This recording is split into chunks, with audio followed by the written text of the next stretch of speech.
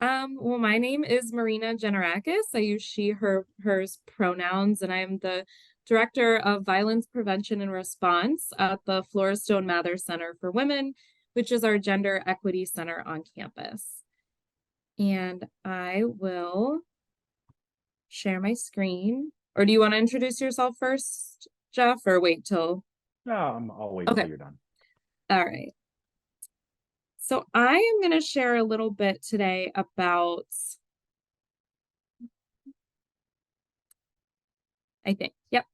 about our violence prevention campaign on campus called It's on CWRU. And so the mission of It's on CWRU is very simple. We are a community-based campaign to really unify the community's efforts to simply disrupt the culture of violence. So we want our campus to be a safe place for students to thrive and succeed. And that is really our underlying goal.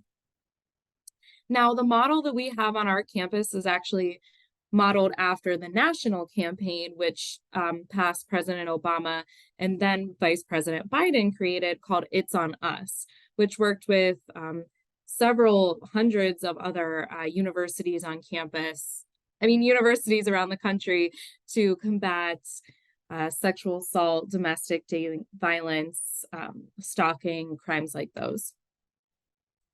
And so the main goals, like I said, safety, promoting a campus that is not only healthy in terms of, physical health, but also that like your well-being, you're emotionally and mentally healthy and safe.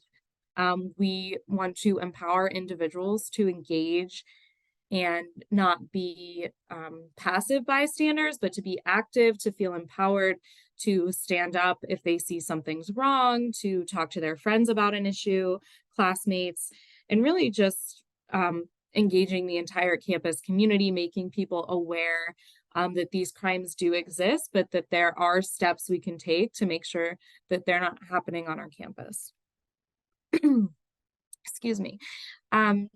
So It's on CWR works to prevent these types of power-based personal violence. So we're talking about any act of violence committed by one person against somebody else, where one person has power, they might have authority, physical strength over someone else, emotional, manipulative power and control over somebody. And so these are going to look like, partner violence or intimate partner violence that can be, physical abuse or violence, sexual, emotional, psychological, any type of non-consensual sexual act, and then stalking, repeated unwanted attention, harassment, that really instills fear into somebody and makes them feel not safe. So those are the types of violence and abuse we're talking about and that we really focus on with our work. So a main part of my job is actually managing a Department of Justice Violence Against Women campus grant. It's a long name. But back in 2021, the university received this grant to really bolster and make our violence prevention efforts more effective, more well-known. We want everybody on campus to know that here's where you go for support. Here are the offices that are confidential. Here's where you can go to report a crime, and also how to prevent these crimes from happening in the first place. And so it's a 3-year grant. We are right in the midst of it. And excuse me, there's a lot of programming and events happening on campus. And so one really cool thing about the university, because not every university has advocates, is we have a confidential advocate that can provide short-term crisis intervention, safety planning with students, going through all the different options, and really just being a supportive and validating person that can talk to your student right from the get-go. If they're not sure, if something happened to a friend, this is a wonderful first person because they're confidential. They're not required to report any crimes, including sexual assault, stalking, dating, and domestic violence. They operate differently. They're confidential, so everything is private that they're talking to your student about. Good phone number and email to get in touch with the advocate. The advocate also talks to, like I said, too, friends, classmates. A lot of students will come to our advocates and say, this is just a picture of Maggie, one of our full-time advocates. And they might say, hey, this is a situation with my friend. I'm not really sure how to support them. I just need some ideas. Perfect place to talk to Maggie.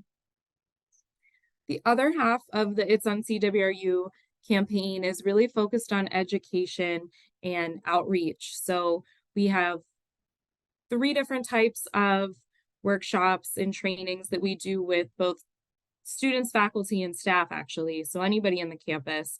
One of them that's very well attended and a lot of times asked for our education manager to go present to different student groups is our bystander intervention workshop. It's very interactive. It goes over different tips and tricks that can help students, especially if you might not be the type of student who feels safe or comfortable kind of stepping up or stepping in. This will give you some different options where that might not always be the best thing for you, and that's okay. Another popular workshop that we do is all about consent. We teach it using this acronym FRIES. We make it really fun. It stands for freely given. So your consent should always be freely given. It should be reversible, meaning you can take it back at any time. It's informed. You know exactly what you are saying yes or no to. Enthusiastic. You know, if I ask, can I pet your dog, and you say no and you're crying, it's going to seem like you don't really want me to pet your dog. So that enthusiastic part, and then specific is the S. Can I pet your dog right now, or can I pet your dog later at any time? You know, 2 very different questions. So we want to be specific. And then healthy relationships, another very popular workshop, looking at different relationships, you know, relationships between romantic partners, between friends, family, and looking at, you know, what's considered healthy, and then maybe what is starting to creep into this area of unhealthy, not supportive, a little controlling. So feedback from students is this is very beneficial. It's a great workshop coming into college, meeting a lot of new people and forming a bunch of different relationships, like I said, whether those are romantic or non-romantic. Another thing that comes out of our center and our programming is events around specifically Domestic Violence Awareness Month and then Sexual Assault Awareness Month. We just wrapped up October, so we had a lot of different ways to interact and really bring awareness to the community through a movie night where we had a movie night and discussion. We gave out coffee sleeves on your coffee that had resources on them, purple pins. We had a survivor speak out where students, staff, faculty came, they could read poems, they presented original artwork. It was really powerful. So we like to highlight those months and really get the community involved. Another thing to touch on is we have wonderful peer educators. So actually your students can work in our office if they're interested in this work. Excuse me, it is having a very hard time speaking tonight. Apologies, my throat is very dry. But it's a really wonderful experience for students. They love it. They get to lead some of these workshops themselves. They help out with events. It's just really great experience too, professional experience and working on a team, collaborating, coming up with different ideas. So if your students are interested, please send them toward our center. We have additional opportunities as well. And then I'll just wrap it up with some resources. So I mentioned earlier that our advocates are confidential. So is University Health and Counseling, but other great resources in the area on campus and in the community. And I have them with the asterisk if they are confidential or not. We work very closely with our community partners, the Cleveland Rape Crisis Center and the Journey Center for Safety and Healing, which is our domestic violence and relationship violence partner in the community. So all really wonderful resources. Actually, we just had the Journey Center on campus for a training during October, so collaborating with them a lot. Um, and thank you. Thank you for coming. If you have any questions, um, additional information right here, and then feel free. I know Edwin said you can just put it in the chat or in the Q&A. Or if you want to write down these emails, reach out to me later. Thank you.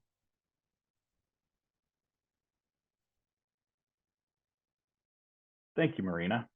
Hi, everybody. I should say, since we have 103 countries represented from around the world, good evening, good afternoon, and good morning, potentially. So I just like to, on behalf of the Division of Public Safety, welcome your families to the CASE community. My name is Jeb Zebnik.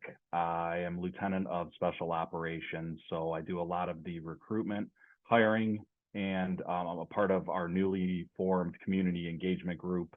Makes up 5 of us in public safety, constantly going to events, interacting with our faculty, staff, and students.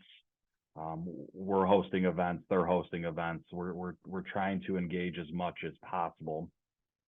October 4th, I just completed my 13th year with the university. I love it working here. I'm very proud of with what Case Western stands behind and everything they do. It's pretty impressive to see all these countries come together and really do some really good things here. So to be a part of that, it means a lot to me. The number one question we receive in public safety is, how safe is it? I think the easiest answer to tell everybody on this call is I have a 17-year-old senior that's applying to many schools, Case Western being one of them. If she gets accepted and wants to go to Case Western, I have no questions that I would be ecstatic, and I would be happy for her to go to this school. So if that eases your minds, you know, things can happen anywhere anymore, but we're generally safe. Just really quickly, we have many different jurisdictions in the area of the University Circle with us: University Circle Police, Cleveland Police, RTA Police, VA Police, Police, Cleveland Clinic Police, Cleveland Heights. And along that there's 2 hospitals. You got University Hospitals and Cleveland Clinic within a half a mile of each other. So, you know, you hear a lot of sirens in the area, but it's generally pretty safe. So the presentation that I have for you guys is our Safety 101. It's basically what we give to our students, faculty, and staff when they get in there. Can you guys see that okay? Good. Okay, thank you, Marina. That's not a full screen. Some contact information for you guys. Our phone number, which our emergency number, is the 216-368-3333, and our non-emergency number, which is 216-368-3300. I also usually get a question of which number is appropriate to call. We kind of tell our faculty, staff, and students, just, hey, put both of them in there, whichever one you call.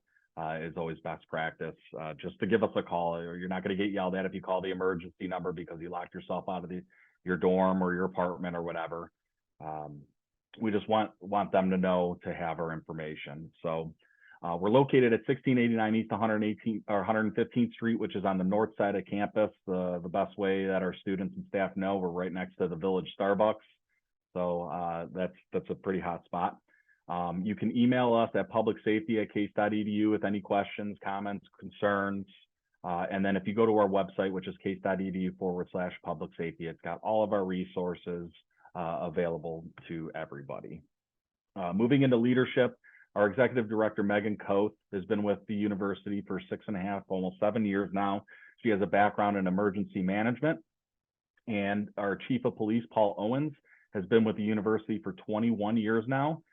He started off as security before we became a police department back in 2005, 2006. So he's worked his way up to chief of police. He's been the chief for about a year now. We just recently got 2 canine officers. The first one, Canine Officer Sparty, is a Fox Red Labrador Retriever. He is solely trained in explosive detection. Now, when I say that, a lot of people are raising some eyebrows. we have a lot of events on campus, and in the past, we would call for the city of Cleveland to bring a dog, whether it's like commencement or something, to just smell around the area, make sure everything's good. So we got Canine Sparty. He's been in service with us since November. He was sworn in, and he just trains every day, and he goes around the university, and he's also a comfort dog too. So the students can come up to him and pet him. He's very energetic. He's lovable.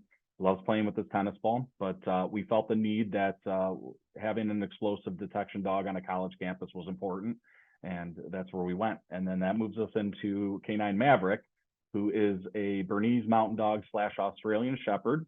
He just completed on Friday his therapy dog certification. Maverick's going to be the type of dog that we come to events, take him off the leash, and everyone can just pet him. He loves being pet. So that was another need that we felt was important, especially with how bogged down the students can get with their studies. We'll go to some study areas, and we'll give them a quick break so they can say hi to Maverick. Safety features on campus include 1,600 cameras that are monitored in our communication center, 1,300 access control points, which are for card readers. Some of our buildings aren't open always 24/7. So if your student has access to those buildings, they just swipe their card, whether it's their dorm room or a classroom or a study area, they would just access to get into the door there. We also have the numbers higher than 40 now. I believe it's like 46 blue light phones, which pictured there. Some have cameras, some do not, but those are emergency call buttons.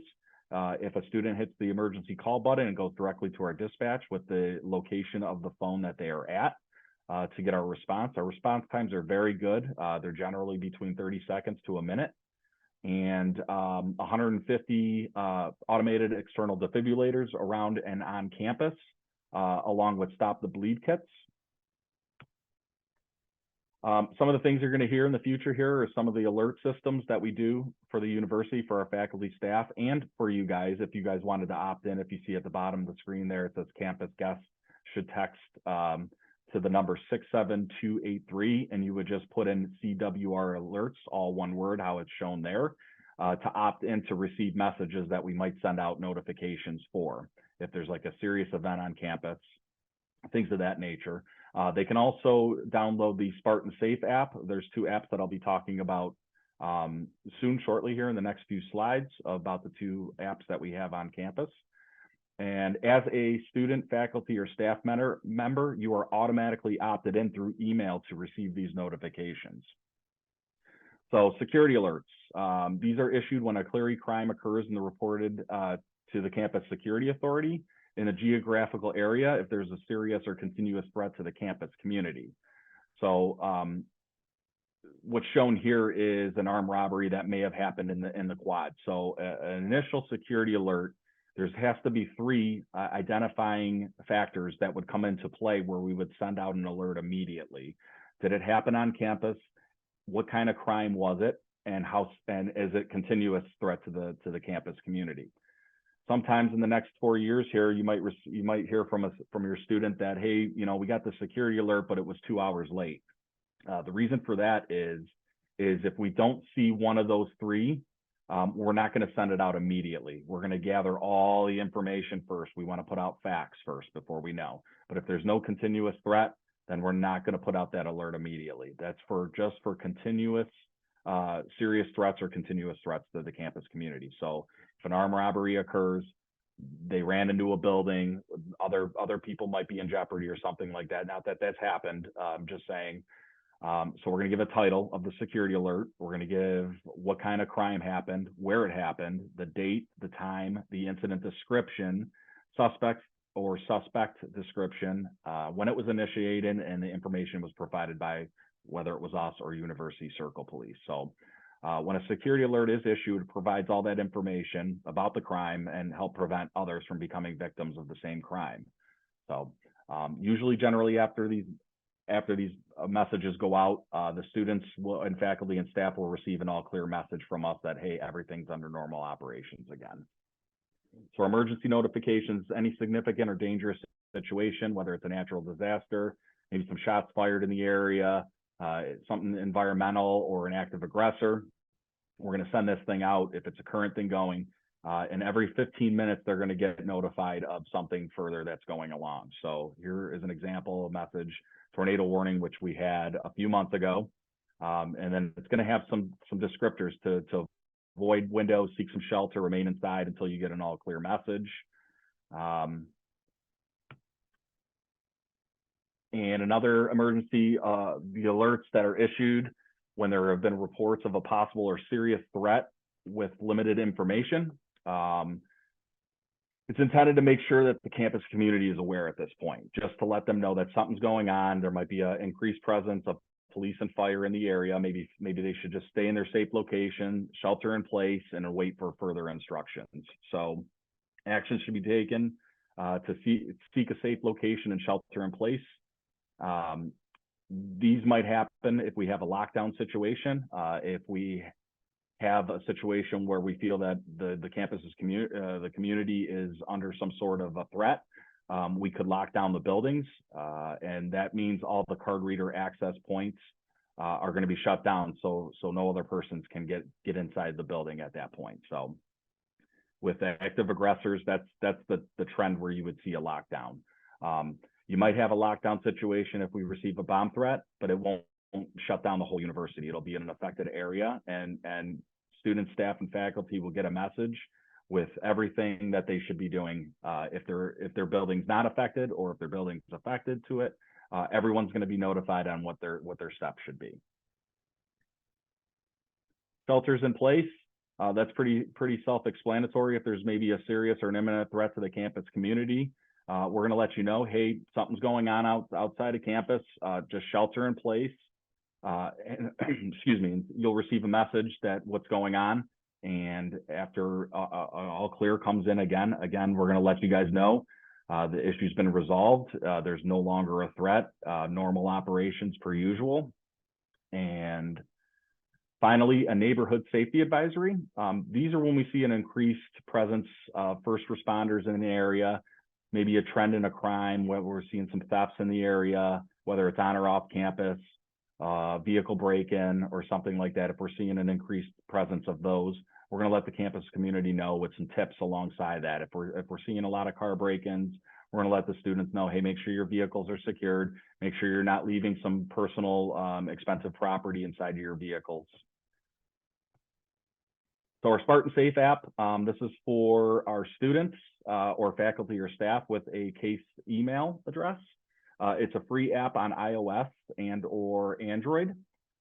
You can receive emergency notifications. You can call or chat with our police and our communication center. You can report a tip.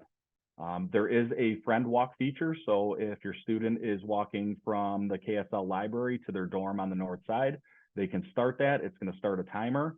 And as that timer expires, it's going to check in with that friend to let them know the time has expired and they did not check off that they made it to their spot, and they'll receive a phone call from that point. Our Spartan Ride app, which is a separate app at this current time, we're looking to integrate it to have it all one app. They haven't made that transition yet, but that will be coming in the future. This is a transportation service for our students and staff. There's 15 shuttle buses that are riding around every night. They utilize these vans and shuttle buses to schedule safe rides to get from point A to point B on campus. It's basically a door-to-door service. It's got live, it shows them where their safe rides and transport vehicles are at all times. So if we have inclement weather going on and they don't have to stand outside, they're going to get a notification of when their ride arrives. So it's kind of a nice feature to have. And that runs from 6:30 at night till 2:30 a.m., 7 days a week. The pictured van there is what our safe rides look like. They're all going to be marked with Case Western Reserve University on them, and they're going to say safe ride, and also it's going to have a yellow beacon on top of it, so they know that that's the vehicle. We also have a threat assessment and behavioral intervention team called TABIT. They evaluate potential worrisome situations. If the committee concludes a threat to the campus, the members will act in accordance to university policy. It's a multidisciplinary team of professional faculty and staff who assess potentially dangerous threats or behaviors for either urgent but non-emergency concerns, or maybe just someone said something and they're going to have speak with somebody about it. So that office works alongside with us with many other departments all the time, and they meet weekly. We also have a EMS program. It's a student-led organization. They've been around since 2003. They were awarded Organization of the Year. That was a few years ago. It's a student-run service, like I said. Sometimes students injure themselves or whatever. We don't have to call the city of Cleveland and them receive a ambulance ride bill. You know, you're already going to get a medical bill for it. So this service is a free service to them. They're fully equipped ambulances. They are certified EMTs and in CPR. They handle a lot of our volume of calls that we do need for that service. So they're a great program. If your students are interested in that, they can join that program as well. Here's some of our training and resources that we have. This would be considered a crime prevention presentation. We also have an active aggressor response. It used to be formerly called ALICE, if any of you are familiar with that. It's now called Run, Hide, Fight. Even though it's HID, it's hide. We also do Stop the Bleed for critical wound care, rape aggression defense, RAD, for our female audiences. They love doing that because we get to wear that big suit that you see pictured there, and they get to beat us up a little bit and learn some strikes. We also do a personal safety that we just adopted this year. It runs on as a PE course where any student could take, and it's just giving them some personal and situational awareness, self-defense. So some safety tips that we give to our faculty and staff is always being aware of your surroundings. I think that just goes with anywhere you go. Probably what I see over the years of the 13 years here that I see a lot of is students when they're crossing the street just not paying attention. They got headphones on, they're staring at their cell phones. There's a lot of, it's a busy area in University Circle, and there's a lot of traffic, a lot of foot traffic, there's a lot of cyclists. So just letting them know that, hey, when you're crossing the street around here, it's time to pay attention and making sure you're getting across the street safely. You know, in this day and age of technology, everyone's staring at their phones, and that includes drivers. So distracted driving, we pay attention here. Reporting suspicious behavior and criminal activity to us immediately is always the best. Remembering to lock your car and office doors or your dorm spaces when you leave. A lot of times we see our students just one person leaves to go to class and then another one's not leaving later, and they just decide to kind of prop their door. So we try to tell them, hey, just lock your doors at all times. If you guys get locked out, they can call us, they can call their RAs to get back into their room. So just protecting your personal property. We also tell them never risk your safety to protect your own property. If something does happen, just give up your property. Property can always be replaced. So whenever possible, especially in the evening, we try to have people walk in safety in numbers, try to walk with others. Like I said before, it's generally a safe campus. I've been here 13 years. We do have incidents that happen from time to time, but they happen at all college campuses. But for the most part, these are just tools to help them stay safer. If they can walk, if they have to walk at night, try to get someone to walk with you, call for a safe ride, call up. We'll pick you up. Wearing headphones, looking at phones while crossing the street, mentioned that. And if you ever lose your ID or it's stolen, to report it immediately, because those are you can activate, those cards are access points from around the university. So if they lose their card and they don't report it, someone else could be using that card. So yeah, some more student safety tips. Taking control of your online life. Another big things that we're seeing here are online phishing scams, whether it's sextortion or someone's trying to go for an internship. We tell our students, hey, if someone asks you to send them a check with money, they're going to receive a check or send us gift cards, whatever it may be. They should never have to send money to anybody, period. And when it goes to online, when you're meeting people in this day and age with online dating and stuff, just keep it real simple. Don't share any information that could be disseminated out to others. So we do offer that presentation as well that we talk to when we see an uptick in that as well.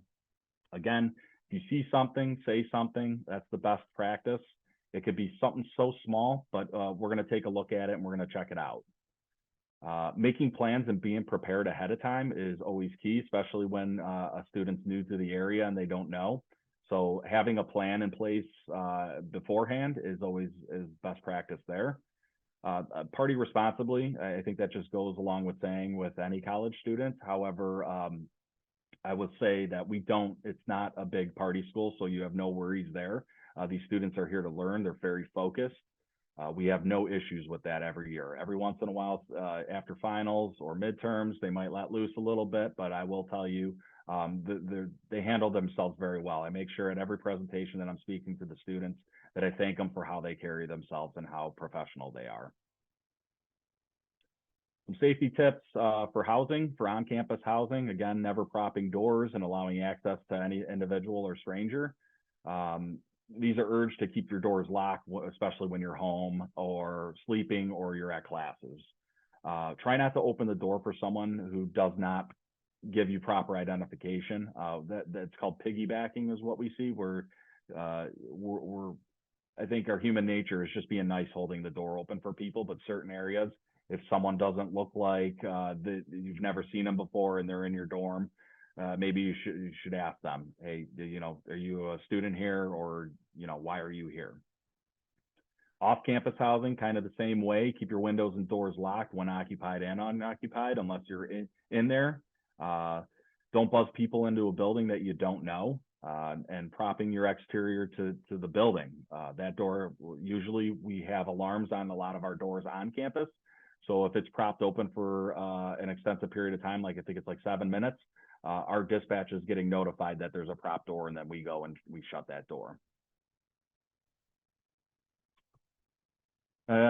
So yeah, lastly, this is our address is 1689 East 115th Street with both of our emergency and non-emergency numbers. If you guys have any questions, I'll give you my email. It's not on the presentation. It is G as in George, A as in Adam, Z as in Zebra, the number 12 at case.edu. And for any information or resources, if you just go to our website at thecase.edu/public safety, it's got everything about our division. Thank you, guys.